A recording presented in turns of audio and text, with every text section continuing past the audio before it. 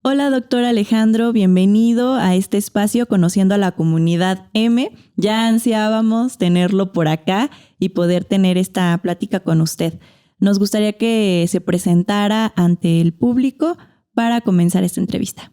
Hola, Evo. Bueno, pues muchas gracias por la invitación. También yo ya quería estar en este espacio y bueno, ya tengo la fortuna de poder platicar un poco de lo que soy y de lo que hago en la escuela.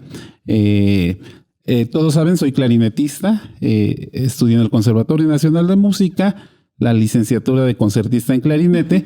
Después tuve unas especialidades, una maestría, un doctorado en la Universidad de Montreal, también con el mismo instrumento.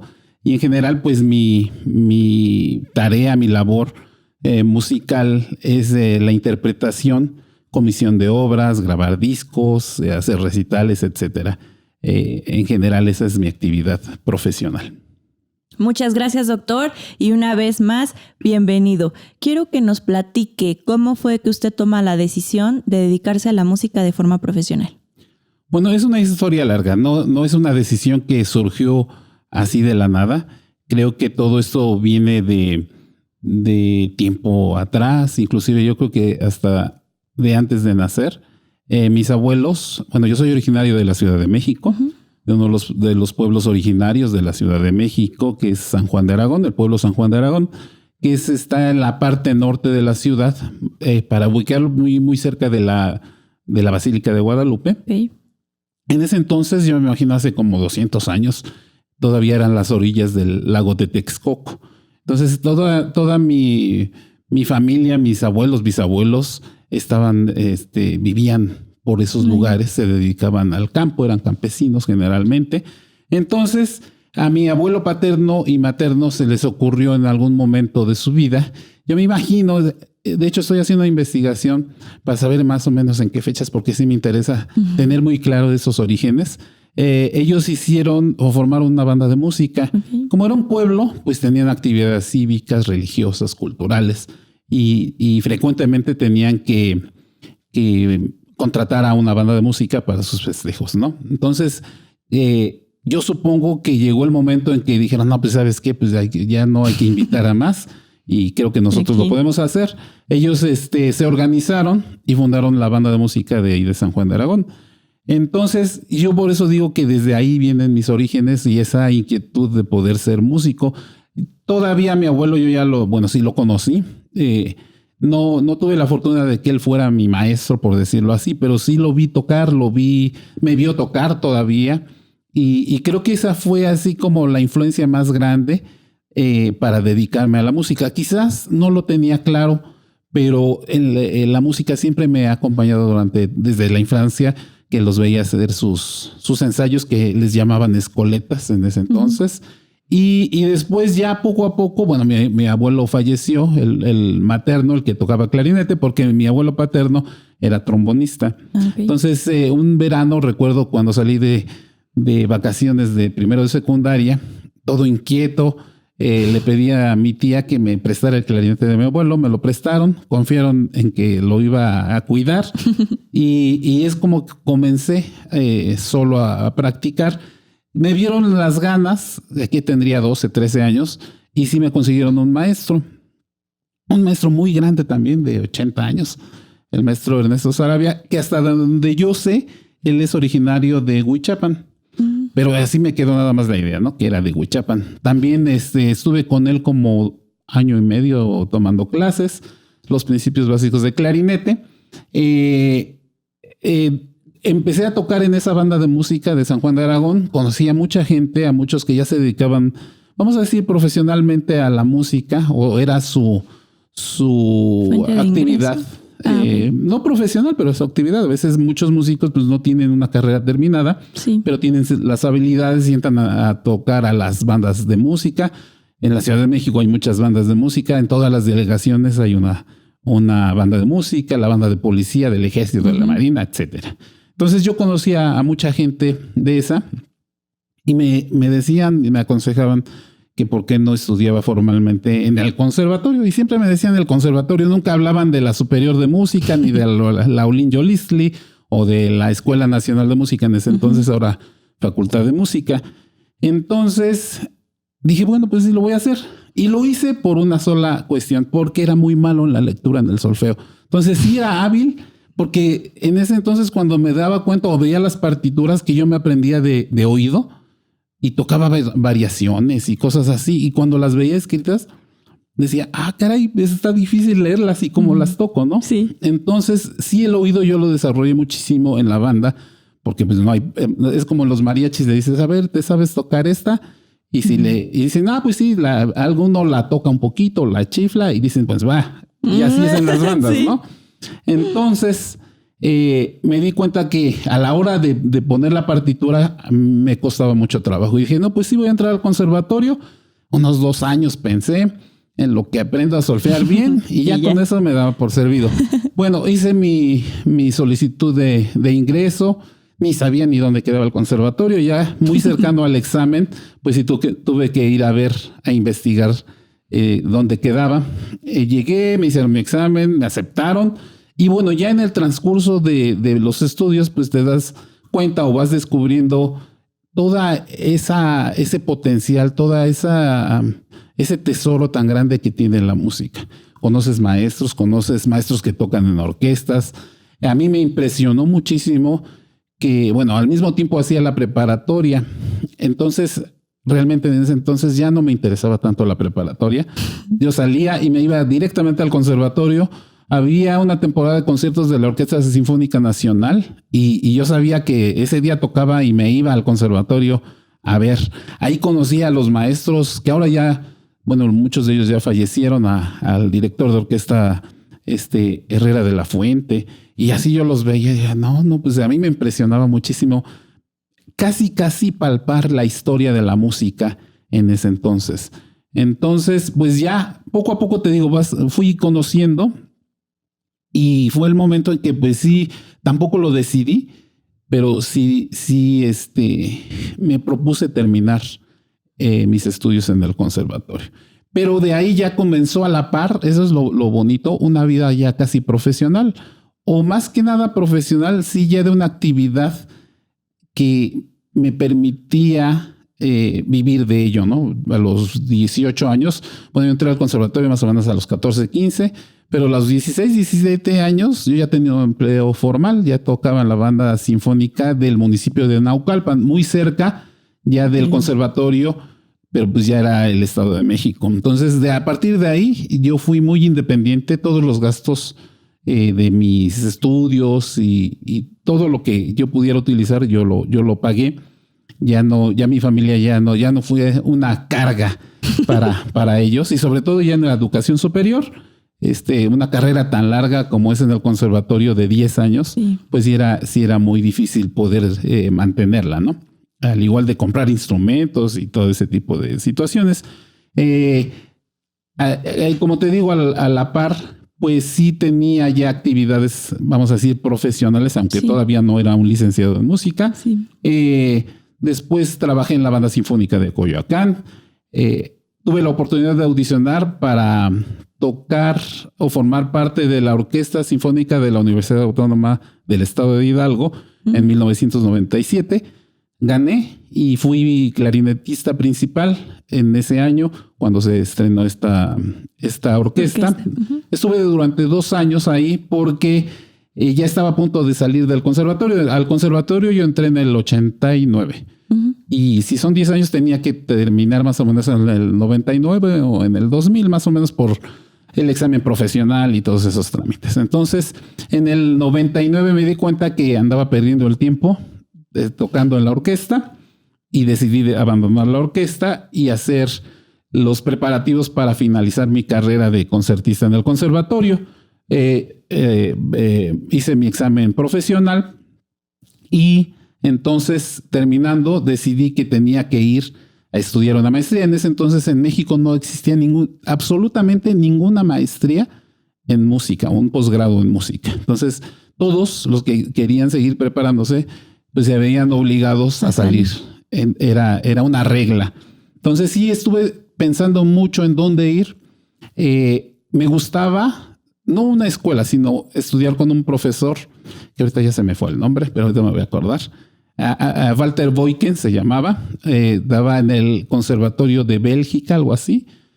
En ese entonces el internet pues no existía. Entonces mandabas tus documentos vía correo normal y y fue curioso, la primera vez que lo mandé, llegó un mes después la respuesta y la respuesta me decía que al día siguiente tenía que presentar mi examen en el Conservatorio de Bélgica. Entonces era imposible, ¿no? Entonces fue así, perdí un año y después me recomendaron que por qué no estudiaba en Montreal, en la Universidad de Montreal o en el Conservatorio de Montreal. Hice mi solicitud a las dos escuelas y fui aceptado, pero me decidí por la Universidad de Montreal. Es así que comencé ya también mis estudios de posgrado, la maestría primero del 2001. Bueno, en el mes de agosto cumplo ya 20 años de haber viajado por primera vez a Canadá y comenzar los estudios de maestría. Terminando la maestría en 2003, ingresé, hice mi examen de admisión o mi postulación para el doctorado, que comencé en 2003 y finalicé en 2006 más o menos. Uh-huh. En Canadá estuve viviendo alrededor de entre 5 y 6 años. Sí fue una época dedicada solamente al estudio del clarinete. A grandes rasgos esa es mi historia en cuanto a la decisión de estudiar o de hacerme músico. Doc, ¿qué fue algo que denotó y que hizo en usted el tomar la decisión de ir al extranjero a estudiar un posgrado? Porque usted lo acaba de mencionar, en ese entonces, en el área de música específicamente, no había posgrados a nivel nacional. ¿Qué fue lo que a usted le incitó a decir, quiero seguir estudiando, quiero seguir preparándome y quiero salir del país, desarrollarme en otro lugar? Sí, como yo les digo a todos los que terminan una licenciatura, apenas están comenzando su carrera. O sea, muchos decimos, estoy en mi carrera, pero no es cierto. Cuando terminas la licenciatura, ahí realmente es cuando empieza tu carrera profesional. Entonces yo me sentía todavía con falta de conocimientos, con necesidad de seguir madurando, aunque yo ya había tocado profesionalmente. Sí. No solamente, como les dije, en la orquesta de la Autónoma, sino también me invitaban como músico extra de la Sinfónica Nacional, de la Filarmónica de la Ciudad de México, de la Filarmónica de la UNAM. De verdad, yo tuve mucha suerte en que me invitaban. Quizás como músico extra iba por una semana y me pagaban, pero ese fogueo me ayudó muchísimo a crecer. Entonces, no es tanto que fuera una decisión así, porque sería una mentira decir que todo lo planeé muy bien y me salieron bien las cosas. Creo que todo es circunstancial. La vida te va llevando, se van presentando las oportunidades y está en cada uno de tomarlas o dejarlas ir. Entonces creo que fui y soy muy afortunado porque me han llegado muchas oportunidades que a lo mejor no todas las he podido tomar porque hay que decidir en algún momento qué es lo que vale más la pena o qué es lo que puedes dejar por hacer otra cosa. Yo puedo decir que cuando terminé el doctorado, el mismo gobierno de Canadá me mandó un correo en el que ya me daba la ciudadanía y todos hubieran dicho, pues te hubieras quedado por allá, ¿no? ¿Qué haces aquí? Pero yo sentí como con esa necesidad de ir a retribuir, de regresar a retribuir.